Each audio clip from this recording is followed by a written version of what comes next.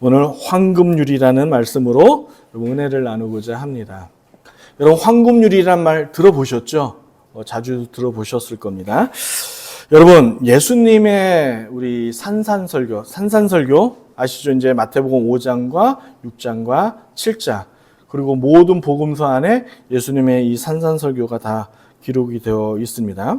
여러분, 이 산산설교의 핵심은 하나님 나라의 시민으로서 살아가는 방식을 우리에게 설명해 주신 거예요. 그에 대한 교훈의 말씀이 되는 거죠. 그래서 이 산산설교의 핵심이 되는 오늘 이 말씀, 그러므로 무엇이든지 남에게 대접을 받고자 하는 대로 너희도 남을 대접하라. 이것이 율법이요 선지자다라고 말씀하시죠. 여기서 율법이다, 선지자다라는 표현은 영원한 하나님의 통치 원리로서 변하지 않는 하나님의 말씀이다라는 것을 강조하기 위한 강조요법으로서 율법이다, 선지자다라고 얘기하는 거예요. 여러분, 율법 할 때의 율법은 토라, 히브리어로 토라로서 모세오경을 가리킵니다. 그리고 그 중에 대표적인 신명기의 말씀을 가리키는 거고, 선지자다라는 얘기는 바로 여러분 아시는 구약의 12선지서들을 가리켜 말씀하고 있는 것이죠.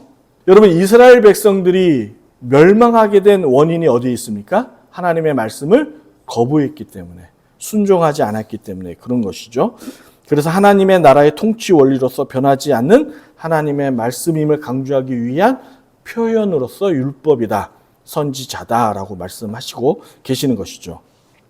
예수님이 많은 사람들 앞에서 선포하신 이 천국복음, 산산설교, 단순히 여러분에게 또 우리에게 착하게 살아야 한다는 것을 가르치기 위해서가 아닌 거예요.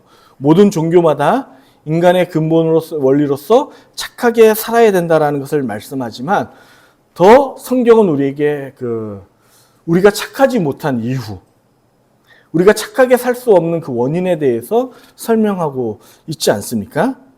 따라서 하나님 나라는 나 자신보다 이웃을 더 생각하고 존중하는 나라라는 점에서 이방 나라와는 전혀 다른 통치 방법을 우리에게 보여주고 있는 것이죠. 여러분, 이 12절 말씀을 황금률이라고 부른다라고 말씀드렸죠. 황금률이란 이웃이 나에게 좋은 일을 해주기를 바라는 마음이 있다면 너도 이웃에게 먼저 그대로 해주라라는 인간 관계에 있어서 말씀하고 있는 거 아니겠습니까?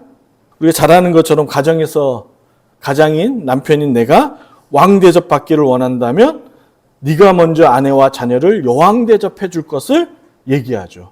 그럴 때 비로소 건강한 관계가 형성된다는 것을 말씀해 주는 기본 원리 아니겠습니까? 또한 이렇습니다. 주변 사람들이 나를 존귀한 사람으로 대접해 주기를 원하기 전에 너부터 이웃을 존귀하게 대접할 줄 알아야 된다는 것을 말씀하는 거예요. 그러므로 황금률의 핵심 가치는 따라해 볼까요? 내가 아닌 이웃에게 집중하라. 그러니까 내가 아닌 이웃에게 먼저 집중할 때에 하나님의 나라를 보게 되고 하나님 나라를 경험하게 되는 것이죠. 오늘도 차 안에서 오다가 가족에게 욕을 먹었는데 어떤 대화가 있었습니다. 근데 그 대화에서 우리의 자녀들을 먼저 생각하고 하는 것이 아니라 일에 있어서 어떤 이제 하지 못하는 것에 대하여 얘기하는 바람에 우리 아내에게 오면서 군살이 먹었죠. 그래서 제 마음이 오늘 매우 가난합니다. 그래서 이웃에게 먼저 집중할 것을 이야기하는 것이죠. 이렇게 생각을 해보자고요. 이곳에 모인 여러분과 제가 황금률의 마음으로 신앙생활을 하는 거죠. 가정에서, 일터에서, 또 그리고 교회에서. 그리고 이것이 나 자신뿐만 아니라 우리 이웃들도 나와 같은 마음으로, 황금률의 마음으로 생활하는 겁니다. 서로 믿어주고 공감하며 아껴주는 공동체로서 존재하는 것이죠. 웃음이 끊이지 않는 겁니다. 여러분, 유명한 목사님이 이런 얘기 하셨어요. 건강한 공동체의 내면을 들여다보면 무엇이 많다? 웃음이 많다는 거예요. 항상 웃음이 끊이지 않는다는 거죠. 우리 남녀가 처음 만났을 때 별것도 아닌 얘기에, 막 유치한 얘기에 막 깔깔거리고 행복해하는 그런 모습 보이지 않습니까? 그런 것처럼 건강하고 밝은 그런 공동체는 그 안에 공동체 구성원들이 웃음이 늘 끊이지 않고 행복해한다라는 거예요. 왜 그럴까요? 이웃을 내 몸과 같이 아껴주는 그 마음이 그 안에 있기 때문에 그렇죠.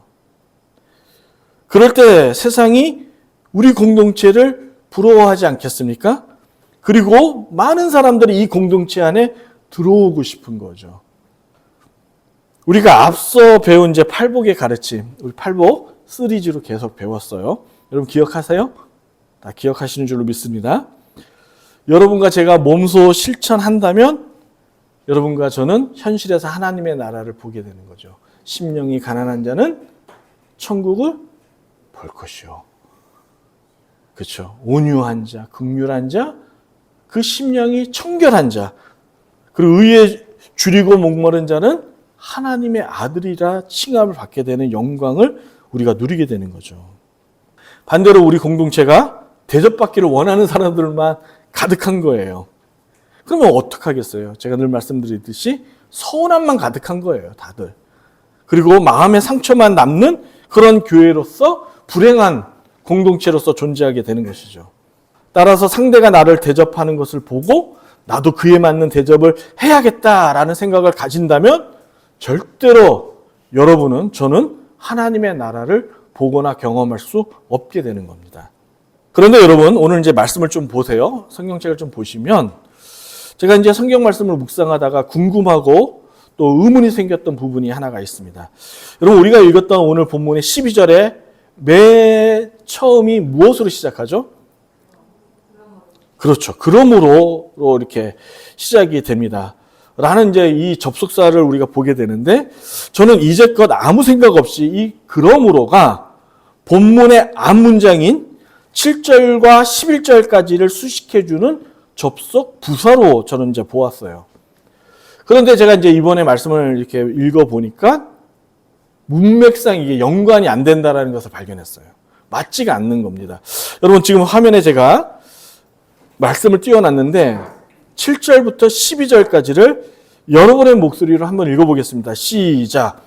구하라 그리하면 너희에게 주실 것이요 찾으라 그리하면 찾아낼 것이요 문을 두드리라 그리하면 너희에게 열릴 것이니 구하는 이마다 받을 것이요 찾는 이는 찾아낼 것이요 두드리는 이에게는 열릴 것이니라. 너희 중에 누가 아들이 떡을 달라 하는데 돌을 주며 생선을 달라 하는데 뱀을 주라 하겠느냐. 너희가 하늘로 좋은 것으로 자식에게 줄 줄 알거든. 하물며 계신 너희 아버지께서 그건 너희에게 좋은 것으로 주시지 아니하겠느냐. 그러므로 무엇이든지 남에게 대접을 받고자 하는 대로 너희도 남을 대접하라. 이것이 율법이요 선지자니라. 여러분, 지금 우리가 유명한 말씀 아시죠? 구하라, 찾으라, 두드리라. 이 말씀과 그러므로는 앞문장의 이제 결과값으로서 그러므로를 붙이는 접속부사 아닙니까? 어떻게 해요? 연관성이 있어 보여요? 갑자기 생뚱맞죠? 이게 보면 앞전은 하나님 앞에 무엇인가를 구하고 찾으라 라는 말인데, 지금 12절에 그러므로 무엇이든지 남에게 대접받고자 하는 대로 너희도 남을 대접하라. 이것이 율법이요 선지자다. 이거는 인간 관계에 대한 이야기를 하고 있는 거예요. 그러니까 하나님과의 관계에 있어서 갑자기 인간관계로 얘기가 되는 거죠. 그래서 제가 이 문장이 왜 이게 조금 이렇게 어색할까, 읽는 것이 라는 것을 한참 제가 이제 공부하고 찾았습니다. 이게 이제 우리나라의 어떤 이제 글쓰기 방식으로 생각하면 이해하기가 어려운데요. 이 이스라엘의, 특히 이제 유대 사람들의 히브리식 문법 공부를 하게 되면 좀 이해가 됩니다. 특히 이제 이런 부분들을 삽입 구절이라고 합니다. 삽입. 무엇과 무엇을 글의 사이에 소위 쑤셔 넣는 거죠. 이제 그런 거예요. 따라서 12절에 그러므로는 앞절의 7절과 11절을 수식하는 것이 아니라, 여러분, 제가 이제 화면에도 띄웠습니다. 5장 20절의 문장을 수식하는 거예요. 5장 20절에. 여러분, 이 5장 20절 화면에 보시면 나와 있죠. 이것을 한번 읽어보겠습니다. 시작.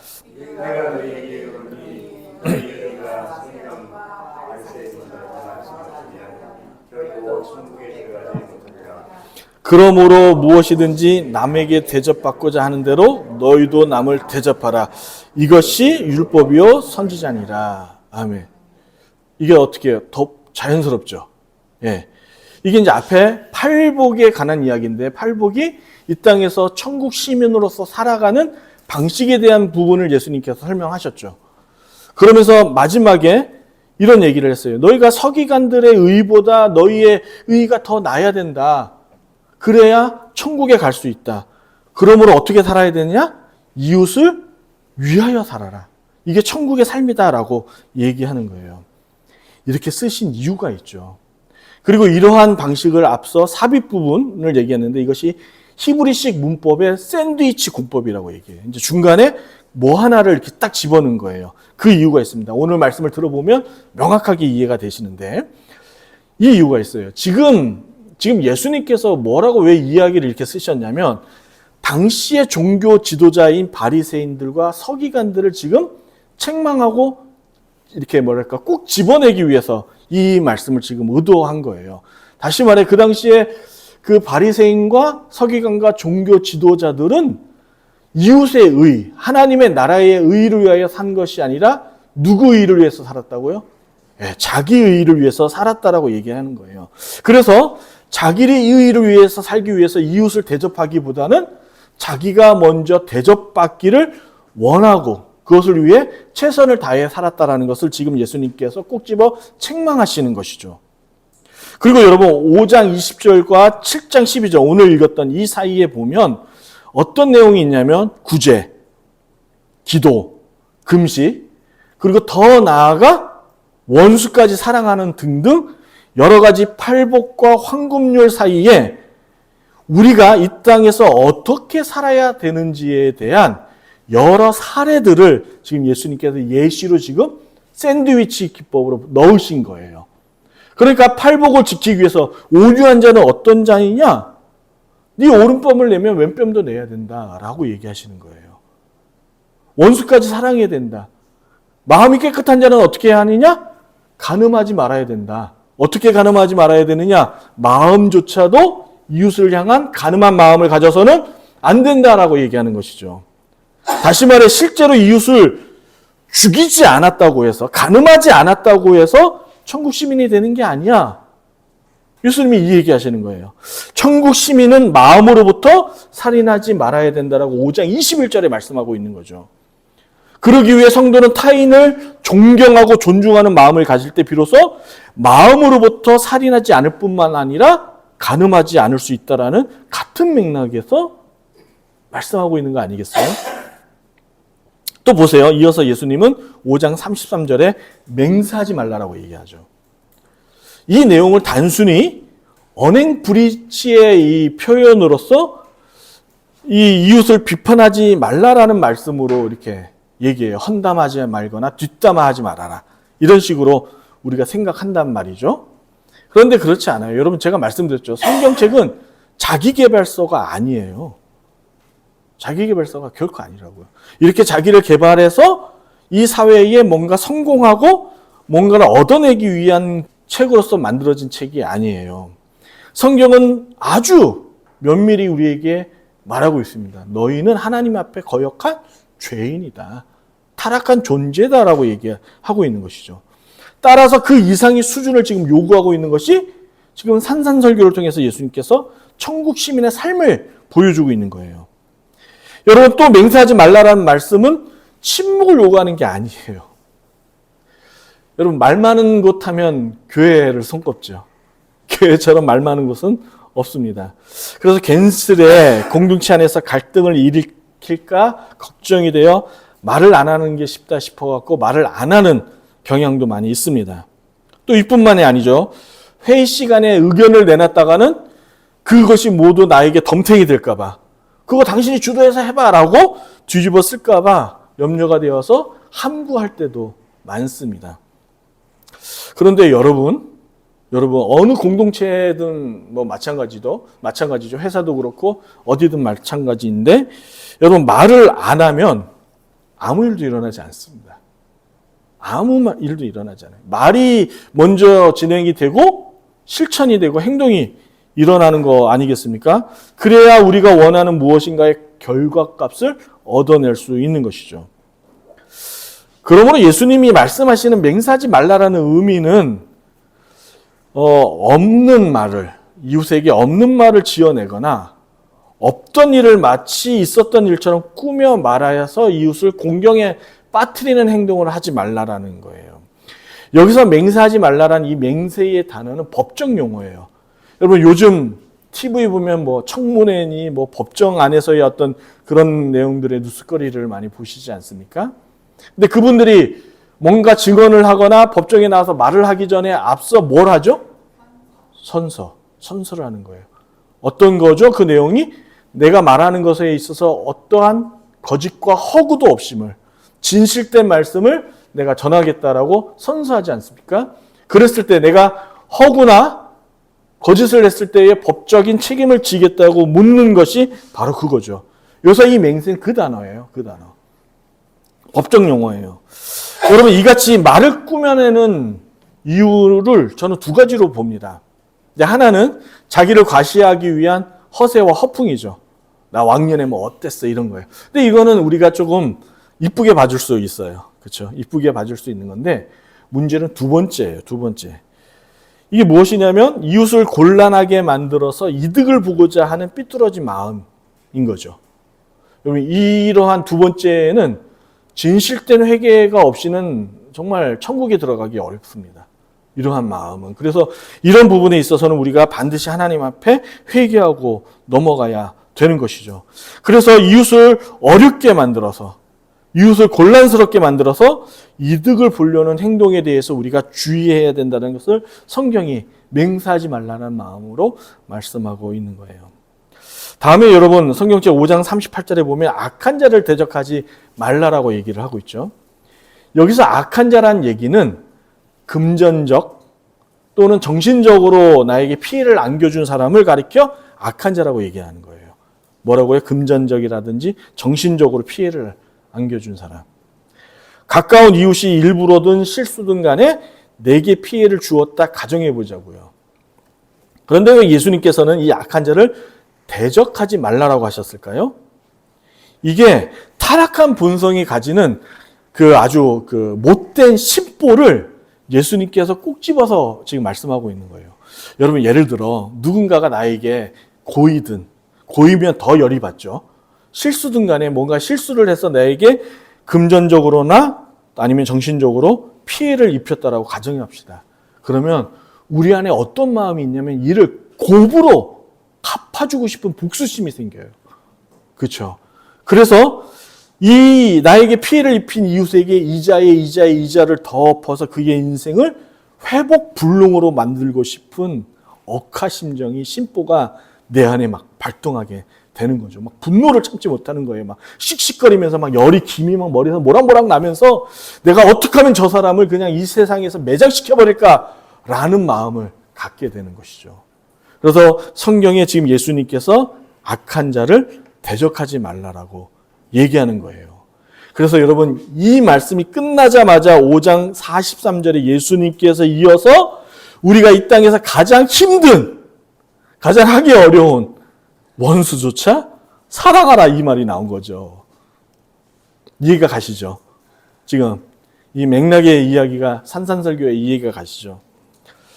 사랑하는 여러분, 이스라엘에게 있어서 이 민족에게 있어서 원수는 자기 민족을 괴롭히고 침략했던 주변 국가였습니다. 과거서부터 이제 북이스라엘을 멸망시킨 아수르와 남유다를 멸망시킨 바벨론, 그리고 바벨론이라는 제국을 멸망시킨 페르시아, 지금의 이제 그 이란이죠. 이란이라는 나라예요. 역사를 보니까 이란이라는 나라 이름을 바꾸기 전에 페르시아였더라고요, 이름이. 그리고 그 페르시아를 멸망시킨 로마.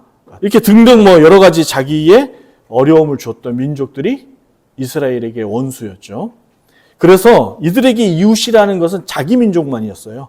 같은 이스라엘 울타리 안에서 사는 자기 민족. 그래서 여러분 아시는 선민 사상이 나온 거죠. 선택받은 백성. 자기들만이 하나님으로부터 복받는 민족이다라고 생각을 했던 거예요. 그런데 여러분 중요한 게 있습니다. 이들이 이렇게 생각하고 이러한 삶을 살게 된 원인이 있었어요. 그거는 당시 그 시대를, 이스라엘을 다스리고 있었던 지도자들, 그리고 종교인들, 오늘날 목사들이 그들을 의도적으로 그렇게 가르쳤기 때문에 그래요. 그들의 마음에 이와 같은 신앙 사상을 심어준 거예요. 누가요? 종교 지도자들이, 바리새인들이, 서기관들이 그렇게 심어놓은 거예요. 이 부분에 있어서 우리가 주의 깊게 봐야 될 대목인 거죠. 당시 종교 지도자들은 율법을 왜곡해서 가르친 겁니다. 오늘날도 많은 목회자들이 그런 부분이 있죠. 성경에 없는 율법을 만들어서 지키도록 했어요. 여러분, 하나님의 말씀인 율법을 지켜야 됩니까? 지키지 말아야 됩니까? 지켜야 되는 거죠. 그런데 반면에 성경에 또 많은 사도들과 예수님은 율법이 죄라고 얘기를 합니다. 여기서 이 율법은 두 가지 측면을 생각해요. 하나는 모세오경이 말씀하고 있는 율법인 거고, 또 하나는 제가 지금 말씀드렸던 것처럼 종교 지도자들이 만들어낸 율법이 있는 거예요. 율법이 있는 거예요. 뭐 지금도 중동 땅에 들어가면 이제 이슬람이긴 하는데, 화장실을 들어가기 위해서는 왼발부터 들어가야 돼요. 오른발부터 들어가면 안 됩니다. 화장실 들어가려면 왼발부터 들어가야 되는 거죠. 그리고 사람을 만났을 때 악수는 꼭 오른손으로 해야 됩니다. 그러니까 오른손은 복을 빌어주는 거고 왼손은 저주를 빌어주는 것이죠. 그래서 여러분, 성경에 보니까 오른뺨을 때린다고 하잖아요. 그렇죠? 오른뺨을 맞고 왼편을. 여러분, 그러면 오른뺨을 때리려면 어떻게 때려야 돼요? 오른손으로 때려야 되잖아요. 이게 우리나라는. 그런데 아까 제가 말씀드렸죠? 지금의 어디예요? 페르시아죠. 그 중동 땅은 왼손이 뭐라고요? 저주요. 그래서 어떻게 귀싸대기를 때리냐면, 뺨을 때리냐면, 손등으로 치는 거예요, 왼손으로. 이렇게 치는 거예요. 이렇게. 왜냐면 이게 저주니까. 그리고 손바닥으로 치는 게 아니고 손등으로 치는 거예요. 이렇게 내리치는 거죠. 그러니까 오른뺨을 맞거든, 이제 어떻게 하라고? 왼뺨을 맞네요. 왼뺨을 때리려면 어떻게 때려야 돼요? 오른손은 무슨 의미예요? 복이죠. 때릴 수 있어요, 없어요? 없죠. 못 때리는 거예요. 그래서 그 말의 핵심은 폭력을 멈추게 되는 거죠. 폭력을 멈추는 거예요. 더 이상 폭력이 확대되지 않기를 위해서 예수님께서 오른뺨을 맞거든 왼뺨을 내놔라. 그러면 더 이상 싸움이 일어나지 않는 거죠. 여러분, 이렇게 왜곡해서 가르친 이유는 자신들의 지속적인 권력을 유지하기 위한 목적인 거예요. 백성들의 마음을 이간질하고 완악하게 만들어서 선동하는 것이죠. 여러분, 우리 주변에서도 이런 분들 종종 봅니다. 대표적인 인물로서 정치가들, 그리고 오늘날 극우 기독교인들인 거죠.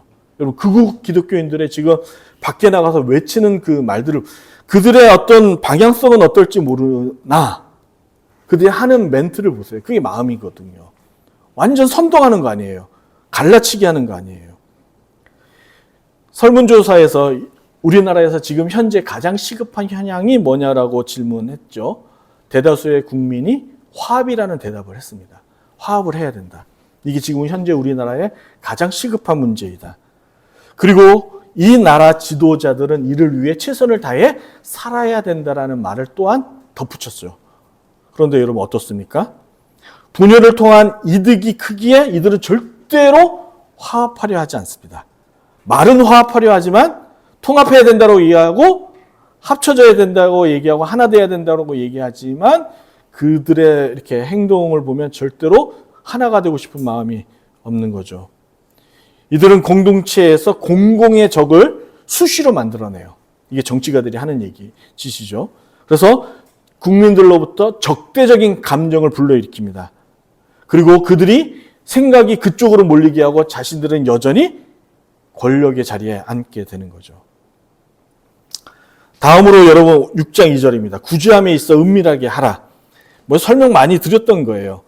여러분, 앞서 얘기 드린 것처럼 이스라엘의 바리새인과 종교 지도자들은 종교적인 활동만 하는 게 아니에요. 그 시대의 정치가였어요. 정치가야. 그래서 이스라엘 백성들에게 영향을 미치는 사람들인 거죠. 그래서 그들은 자신들을 알리고 홍보할 수단이 필요했습니다. 그것을 무엇으로 수단을 삼았냐면 우리가 앞서 5장에 있는 구제, 금식, 또 뭐예요? 큰 거리에 나와서 기도하는 것으로 자신들을 이렇게 자랑거리로 삼은 거예요. 홍보한 거예요. 지금의 정치가들이 자신을 알리는 홍보 수단으로 사용한 것처럼 말이죠. 그런데 여러분, 이러한 왜곡되고 거짓된 마음은 쉽게 드러납니다. 그렇죠? 이웃을 향한 마음이 없는 상태에서 내뱉는 말과 행동은 감동을 주기가 어렵죠. 그러므로 깨끗한 마음이 여러분과 저에게 요구되는 것이죠. 할렐루야. 자, 마지막으로 이제 남을 비판하지 말라입니다. 7장 1절이죠. 지난 설교에서도 언급해 드렸습니다. 한국교회에서 이 말씀을 가르침에 있어 윤리적으로 잘못 해석하는 경향이 있어요. 지난 시간에 비판하지 말라라는 말이 말을 꾸며내어 이간질시키지 말라는 것이죠. 그래서 내 편, 네 편 만들지 말라는 거예요. 이웃이 하나님 앞에 범죄해도 교회는 사랑으로 또 사랑하는 마음으로 침묵해야 된다. 잘못된 것을 보고도. 그렇게 얘기하는데 결론부터 말씀드리면 아주 잘못된 해석인 거죠. 그러니까 목사님들이 그렇게 사니까 자신들의 죄를 감추기 위하여 그렇게 왜곡해서 가르치는 거예요. 그런데 본문하고 보면 아무런 연관이 없다는 것을 여러분 쉽게 알 수 있습니다. 여러분, 본문에서 비판하지 말라는 의미는 상대의 잘못 또는 실수를 무조건 눈 감아주라고 얘기하지 않아요. 예수님은 마태복음 16장에서, 그러니까 18장에서 경고하죠. 잘못한 이웃을 만나거든 3번 경고하라고 얘기해요. 하나는 몰래 조용히 가서 얘기하고, 두 번째는 증거가 될 만한 이웃과 함께 가서 얘기하고, 마지막으로 3번째, 공동체 안에서 그를 책망하라라고 가르치고 있습니다. 그런데 여기서 비판하지 말라는 것은 이웃의 상대의 잘못과 그 실수를 무조건 눈 감아주라는 말이 아니라 이거예요. 앞서 얘기했던 것처럼 그의 잘못을 약점 삼아 이익 보려는 행동을 하지 말라는 거예요. 그러니까 판가르기 하지 말라는 것이죠. 간혹 우리는 이웃의 불행과 실패를 보고 고소해야 할 때가 있어요. 그래서 과자 중에 고소미가 잘 팔리죠. 고소해야 할 때가 있단 말이에요. 그리고 어쩔 때는 미친 사람처럼 타인의 불행을 보고 쾌감을 느끼는 사람이 있죠. 속으로는 안 됐다 그러면서, 겉으로는 안 됐다 얘기하면서 속으로는 아주 그냥 쾌감을 느끼는 겁니다. 지금 예수님은 이러한 이 같은 행동의 사람들을 지적해서 책망하고 있는 거예요. 그게 바로 황금률의 중간 사이에 이 예시들을 지금 끼워 넣어서 이러한 행동들을 지금 누가 하고 있다고요? 종교 지도자들과 하나님의 백성이라고 말하는 이스라엘 백성들이 지금 그렇게 살고 있는 거예요. 그러므로 예수님은 표면적이고 외형적으로 완벽해 보이는, 그들은 정말 율법을 다 지켰거든요. 천국 백성이 아님에도, 그러니까 천국에 들어갈 수 없다는 얘기는 지금 현재 그들은 천국 백성이 아니라는 거잖아요. 천국 백성이 아님에도 불구하고 그들은 지금 외형적으로나 표면적으로 깨끗하게 살고 있다라고 얘기를 해요. 그런데 너희들은 제자들에게, 그리고 예수님을 따르는 무리들에게 너희들은 지금 나를 따르는 천국 백성 아니냐. 그러려면 그들의 삶보다 더 청렴하고 깨끗해야 되지 않겠느냐라고 말하는 것이죠. 그래야 그들보다 낫지 못하면 결코 천국에 들어가지 못하리라. 화면에 보세요. 우리 한번 읽어보겠습니다. 함께 읽습니다. 시작. 내가 너에게 이르노니 너희 다 것 있으니보다 더 낫지 못하면 결코 천국에 들어가지 못하리라. 그러므로 여러분, 예수님을 따르지 않는 이방인들과 하나님 백성인 우리들과의 변별력을 무엇으로 갖출 수 있겠어요? 행동으로는 안 돼요. 그래서 예수님께서 이렇게 얘기하는 거예요. 다 같이 한번 따라해 보시겠습니까? 네 마음을 고쳐라. 그러니까 네 마음을 고쳐 먹어야 된다라는 것을 지금 예수님께서 말씀하고 있는 거예요. 사랑하는 여러분, 오늘이 이제 예수님의 산산설교 마지막이에요. 그래서 여러분 아시다시피 아주 그냥 포괄적이죠? 범위가 좁지가 않습니다. 지금 넓은 의미에서 지금 다 얘기하고 있는 거고, 이제껏 제가 다루지 않았던 그 세세한 부분들을 지금 다 간략적으로 다뤄드리는 거예요. 그러면서 여러분 보세요. 지금 이 산산설교 5장, 6장, 7장의 내용을 지금 들으면서 신앙생활의 수준이 결코 만만하지 않다는 것을 도전받죠. 이게 도전받는 거예요. 그리고 예수님의 말씀을 들으니 여러분 좁은 문, 좁은 길이 이 산산설교 안에 들어가 있지 않습니까? 그러니 이 좁은 문, 좁은 길로 가기가 쉽지가 않다라는 것을 도전받게 되는 것이죠. 도전받아야 돼요.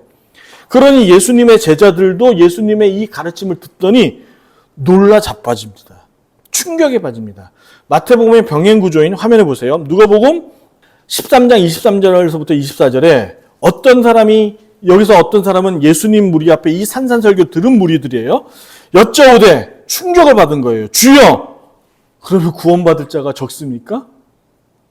너무 어려운 거예요. 예수님 말씀 들으니까. 쉽지가 않은 거예요.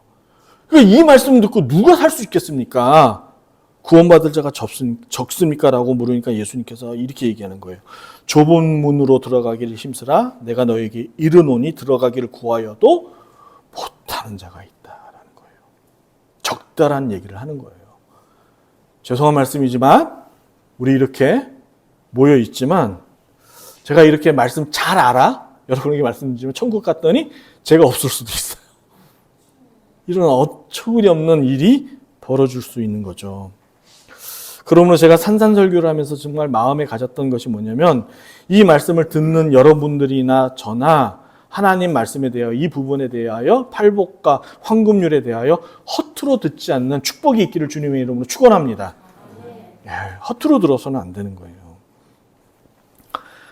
예수님은 여러분과 저에게 이 얘기하시는 거예요. 그냥 이 얘기를 그냥 함축적으로 말씀드리면 네가 이 세상에서 비록 살고 있지만 하나님 나라와 세상 나라에서 이리 재고 저리 재며 절충해서 생각하며 살아야 될 마음을 애시당초 버리라고 얘기하는 거예요.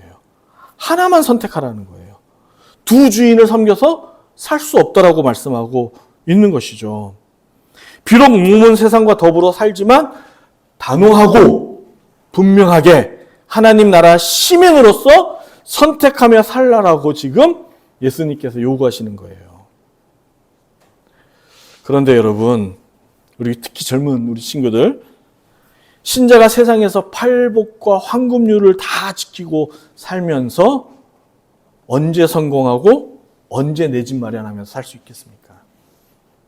그래서 좁은 문인 거예요. 그래서 좁은 길인 거예요. 남 다 퍼다 주고 젊은 날 교회에서 다 보내면 여러분 언제 연애하겠어요? 제 딸들 보니까 연애 다 하더라고요. 못할 것 같은데 다 해요. 여러분 이게 왜 교회 안에서 이런 일이 벌어지냐면 지난번에 말씀드렸듯이 비용 계산을 해보니까 손해가 많다라는 것이 보이는 거예요. 그렇죠? 그러니까 포기가 안 되는 거예요. 훗날 계산해보니 내게 남는 것이 없다라는 것을 얻게 되는 거죠. 그래서 여러분 잘 보세요. 우리가 신앙 공동체 안에 보면 왠지 모르게 억울해하는 사람들이 많아요. 되게 억울해하는 사람이 많아요. 신앙생활 좋게 하는 것 같은데 그 깊이 그 심령 가운데 들어가 보면 되게 억울해하는 사람들이 많다고요. 사랑하는 여러분, 다시 12절로 돌아갑시다. 그러므로로 돌아갑니다. 그러므로 돌아가서 그러면 우리가 생각해 봐야 돼요. 저자는 왜 중간에 5장 20절과 지금 읽었던 7장 12절이 이렇게 이어져야 되는데 중간에 지금 이 사례를 많이 넣으면서 그러므로의 앞에 7절과 11절에 구하라, 찾으라, 문을 두드리라, 하늘에 계신 아버지께서 구하는 자에게 좋은 것으로 주신다라는 말씀을 삽입했을까요? 이게 궁금하잖아요. 저자가 여러분 글 쓸 때 의도를 갖고 쓰잖아요. 아무 생각 없이 쓰지 않잖아요. 왜 이 말을 썼을까요? 마태복음의 병행 구조인 누가복음 11장에서 확인할 수 있습니다. 화면을 보세요. 11장에서 13절 말씀 함께 읽습니다. 시작. 너희가 하실도 좋은 것을